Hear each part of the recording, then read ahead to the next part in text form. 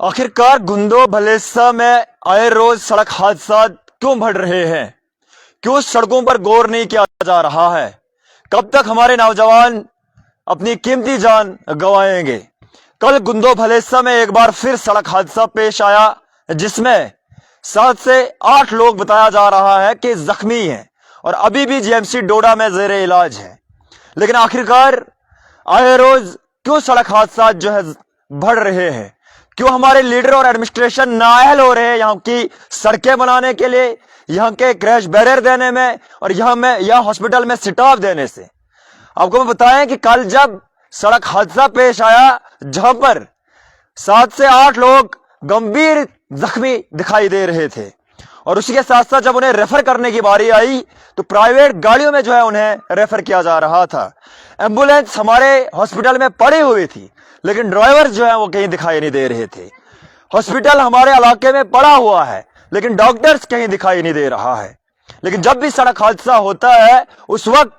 Administration और leader आप लोगों को बहुत बड़े बड़े वादे और दावे करते हैं कि आए रोज हम क्रैश बैरियर लगाएंगे, आए रोज हम डॉक्टर यहां पर अवेलेबल रखेंगे,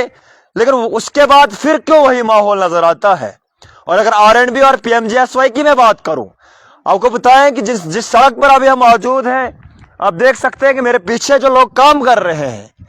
3 से 4 हजार इनकी तनख्वाहें हैं और इनसे बहुत ज्यादा ड्यूटी ली जाती है। लेकिन वहीं पर हायर अथॉरिटी की जब बात की जाए वो लोग उन्हीं सड़कों से गुजरते हैं और उन्हें यह भी मालूम है कि ये सड़कें जो है और इन सड़कों से जो है आए रोज सड़क हादसा होते हैं, लेकिन वो फिर भी वहां पर क्रैश बैरियर लगाने से कासिर है। मुझे बड़े अफसोस से कहना पड़ रहा है कि एचडीएच गुंदो भारत का एक सबसे बड़ा सब डिवीजन हॉस्पिटल है, लेकिन आज भी वहां पर प्राइवेट गाड़ियों में पेशेंट को रेफर किया जाता है। आज भी उस हॉस्पिटल में स्टाफ नहीं है और यहाँ के लीडर जो बहुत बड़े बड़े नारे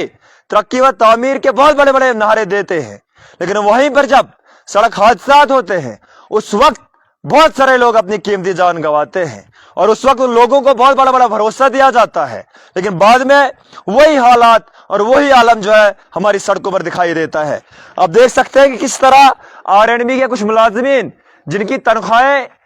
5 से 6 हजार हैं, इतनी कलील तनख्वाह में ये इतना काम कर रहे हैं। लेकिन वहीं पर अगर मैं ऑफिसर्स की बात करूं जिन्होंने कभी गौर फिक्र नहीं किया इन सड़कों में क्रैश बैरियर होना जरूरी है, जिन्होंने कभी ये नहीं देखा कि